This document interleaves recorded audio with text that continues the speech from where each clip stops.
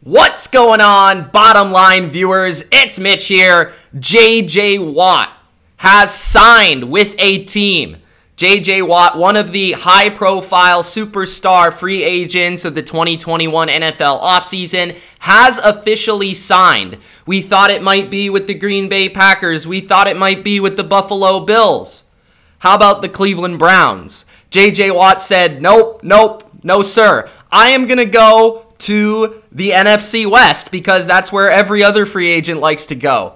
So J.J. Watt is headed west, and he is going to the NFC West to play for the Arizona Cardinals. J.J. Watt has signed a 2-year, $31 million, $23 million guaranteed contract to play defensive line for the Arizona Cardinals. We're going to talk about specifically the role that J.J. Watt is going to have within this defense, as well as potentially how he'll impact this defense. I'm going to discuss if I feel this was a great move, an okay move, or just not a great move. And we're going to talk about really why I think it was a fascinating decision on Arizona's part to make this move. Now, for J.J. Watt's sake, let's start there. I think you could argue that this wasn't the best spot for him, given that J.J. Watt was looking to go to a contender, or at least that's what he said, and at least that's what we were basing his decision off of.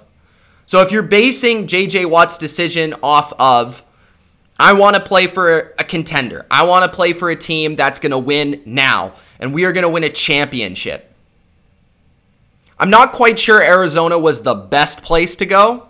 Now, maybe J.J. Watt feels he's the missing piece for Arizona to make something happen, to maybe get to the playoffs and make a run. Who knows, okay?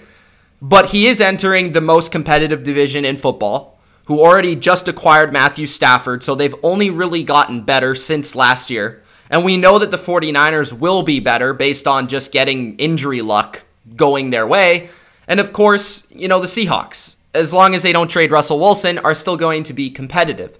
So it's interesting that J.J. Watt determined that Arizona was a contender. Now, of course, they have Kyler Murray, who's a young, up-and-coming superstar quarterback, and he could very well take another step forward this year and be put on the scene as a truly elite quarterback. I wouldn't say that is absolutely out of question. That certainly could happen, and that certainly would make Arizona a very competitive team.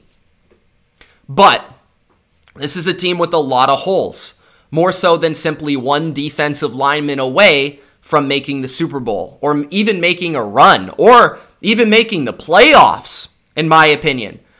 It's considering the division, considering how top to bottom tough it is, and considering the Cardinals got kind of lucky last year and were still average.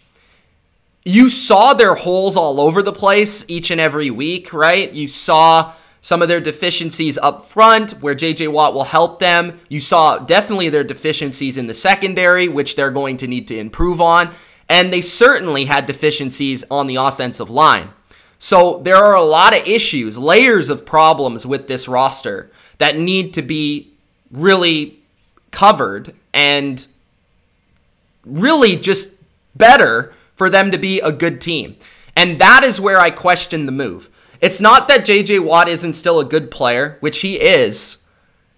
It's not that J.J. Watt doesn't help them. He does, right? He helps a spot on their roster where they're relatively weak.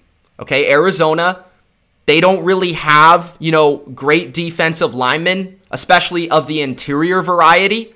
They brought in Pecco mid-season last year, who actually played okay for them as a veteran off the street for a run stuffer. And I feel like J.J. Watt is going to have to be an interior force on this team. Because when you look at it, Chandler Jones is going to be one of their edge rushers. You would think they would hold on to him. Hassan Reddick is going to be gone. Okay, this pretty much confirmed it. And Marcus Golden's also a free agent. They still have Devin Kennard there as a hybrid linebacker edge player too. So it looks like Chandler Jones, J.J. Watt, That's what they're making it up. You have Jordan Phillips, who they signed to a heavy contract last offseason to be that interior pass rusher. So maybe they're hoping that J.J. Watt really allows Jordan Phillips to be more of the pass rushing type and allow him to really succeed and shine. So maybe they're hoping that J.J. Watt really is a multiplier for the entire front of their defense, allowing guys like Isaiah Simmons to be better players, flowing to the football instead of having to fight through blocks and do that sort of thing. And then you have Jordan Hicks as well at linebacker. So I feel they're pretty good at linebacker, especially that duo. Hicks is getting a little bit older. Simmons had his rough points, but played better as the season wore on. J.J. Watt, I think, is still a very good interior player. To me, he was the second best in this free agency, behind only Leonard Williams. Watt, the concern with him is the injury history, right? And the worth of the contract, the money you're paying a guy that you don't know how healthy he's going to be each and every week, each and every season, each and every month, right? J.J. Watt, $23 million guaranteed. So that is, well over 2/3 of the contract being fully guaranteed. 23 out of $31 million. And then you have a guy, 2 years. I like the term. I like the length. I like that. $15 million on average, I believe, is what it is.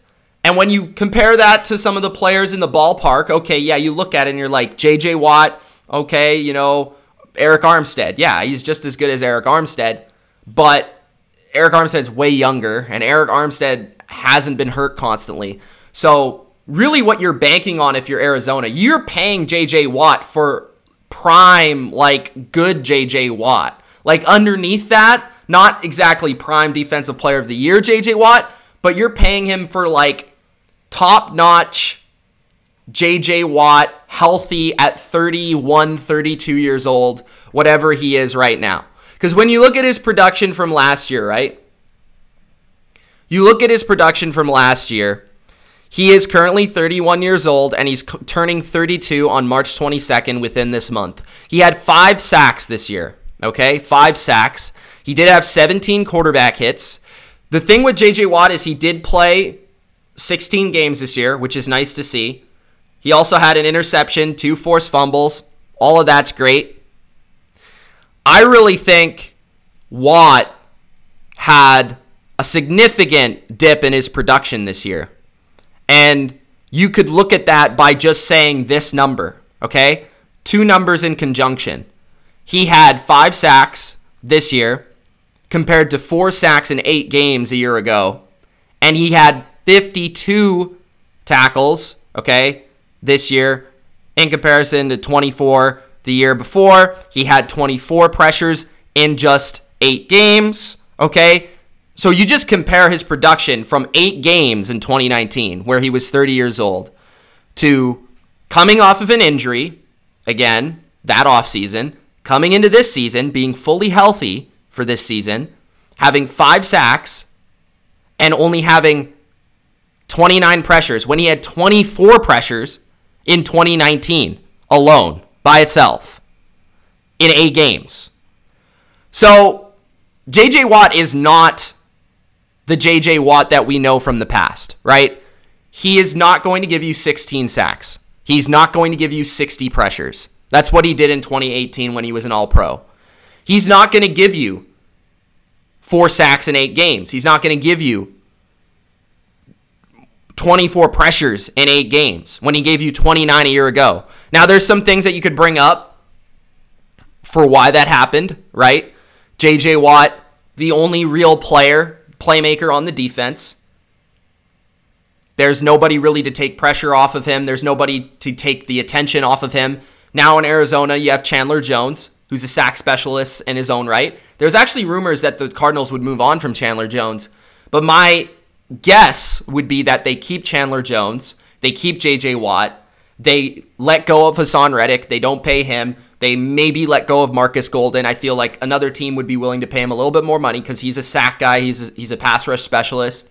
So I feel like they're better off investing in other spots. And this is really what I'm getting to. So I like J.J. Watt. I think he's a good player. He's no longer a great player. He's no longer an elite player. But as a guy that is going to be able to do a little bit of everything for you, play on the outside, play on the inside, disrupt the run, disrupt the quarterback, he can help everybody, and he can help everybody, force multiplier, get better. So I like all of those things on defense up front. And I think just looking at it right now, without the other moves being made, Arizona will have a good front seven this year, as long as J.J. Watt is healthy. That is where I'm concerned, because their depth is going to be a serious concern. Because now, this is a team that already didn't have a lot of cap space, okay? J.J. Watt being signed means that maybe you can't get a solid number 3 interior lineman, number 4 interior lineman, another edge guy to come off the bench and rotate in to get pressure, right? You're not going to be able to afford the Hassan Reddick replacement or the Marcus Golden rotation rusher. You're not going to be able to get that guy. You're not going to be able to get a Devondre Campbell level number 3 linebacker, for example. Your depth is serious in the NFL, especially on defense, and especially when you have a guy like J.J. Watt who consistently is not playing. So then you look at the other holes that might have been bigger for this team that they have not addressed or probably will not address, or I don't know how they're going to address them because they don't have a lot of money. So they're going to have to maneuver it, right? Their secondary, I don't mind their safeties. Budda Baker's awesome. Thompson is pretty good, so I'm not too concerned there. But again, depth, right? Those are your starters. You currently have no one else on your roster who plays safety, period. Your corner position, Patrick Peterson's a free agent. He's gone. Drake Kirkpatrick's a free agent who ended up starting on the outside for you when you signed him. Jonathan Joseph is a free agent. So you have Byron Murphy, and you have, that's it. Okay, right now for your corners. And Murphy is a nickel corner, so you're going to have to find 2 starting corners, a 3rd safety, right? A 3rd linebacker, probably some depth defensive linemen, all probably at very small contracts or in the draft, okay? Your wide receiver position, I love D-Hop, obviously, but you are in a position right now where it feels like this roster is being built very top-heavy. You have a very top-heavy roster, right? And this doesn't even include Kyler Murray being paid. You have DeAndre Hopkins, you have DJ Humphries, you have Chandler Jones, you have J.J. Watt. You have all these guys that are being paid top-notch money at their position. And you have so many other areas that are of a concern, right? Kenyon Drake's a free agent. He's probably gone. You'll probably replace him. I like Edmonds, but you're going to have to get another guy in there. That probably comes through the draft. Dan Arnold's a free agent. I like him a lot. I thought he's an underrated tight end. You might have to replace him somehow. Maybe he comes back, maybe he doesn't. But really, the offensive line is a concern. You don't have a starting right tackle. Kelvin Beachum, free agent. Don't have a starting right guard. J.R. Sweezy, free agent. Okay, Josh Jones, I don't know if he's going to be the guy at right tackle. Maybe they like him more than I do. Mason Cole was arguably the worst center in the league last year. So you basically have 3 positions on the offensive line that are yet to be filled or that are concerning, right? Because you don't have money. So if this team had like Jacksonville money, I'd be like, this is a phenomenal move because, yeah, you could get center, you could get guard, you could get tackle. But now that you spent all this money on J.J. Watt, you have just 3 starters that you are going to have to replace on the offensive line. You're going to need a running back. You're going to need safeties. You're going to need corners. These are legitimate starters, not just backups. So this was a team that was already lacking and having a lot of holes all over their roster. Now, Watt makes them significantly better in one area if he plays, but they're still very weak at the positions that they've been weak, and I would have rather used the money on a top-notch corner or a top-notch tackle, right, to protect Kyler Murray, or even a Joe Tooney or a Brandon Scherf at guard, or a Corey Linsley at center. I would have rather used that money on those players who are more towards their prime instead of a J.J. Watt. This is not a team right now in Arizona that is right now a contender. You could argue they're 3rd, 4th in their division, not 3rd, 4th in the NFC. So it's just a puzzling move from that perspective. From the perspective of this team isn't a player away. This team isn't a defensive lineman away. And again, I'm not trying to sound critical, but this is my job to break these things down. And I just feel like if I was the GM of the Cardinals, this wouldn't have been the move that I would have made. I wanted to improve the secondary. I wanted to improve this offensive line. And I feel like by making this move, you're just saying that we're not going to be able to do that this offseason. If you do, and you can prove me wrong, then this is a phenomenal move. And I'm not going to say it's a bad move yet, because J.J. Watt can still play, and he can still perform, and he can still help you in more ways than just on the field, but also off the field, right? He's a great culture guy. He's a great leader. He's going to bring a presence to this locker room that is needed to grow as a franchise, especially with Larry Fitzgerald leaving. So, while I like aspects of it, I think there are a lot of negatives, and the negatives are not so much in J.J. Watt. They're in the move itself to say that defensive line or that J.J. Watt was the guy we needed over all these other possibilities that we could have done. In an offseason where a lot of mid-tier free agents are going to be going for very cheap, if I was a team like Arizona, who already has elite talent in some of these spots, Chandler Jones, Kyler Murray, DeAndre Hopkins, DJ Humphries played awesome, Justin Pugh has been good in the past, right? Budda Baker is an elite player at his position. I would have rather build up the depth of your roster with these mid-tier free agents who are going to be going for cheap. But that's just my opinion on things. So I want to hear what your guys' opinion is on the J.J. Watt move. It's Mitch of the Bottom Line View. Hopefully you enjoyed this reaction. Again, Cardinals fans, not trying to be harsh. I like the player. I'm sure you're excited, and I would be too, because it's J.J. Watt, one of the greatest defensive players of all time. But I'm just trying to give you my perspective and my opinion on things. Thanks for watching. If you enjoyed, Gronk, spike that like button, and don't forget to subscribe for more BLV, free agency, and more Arizona Cardinals talk. Thanks for watching. Peace.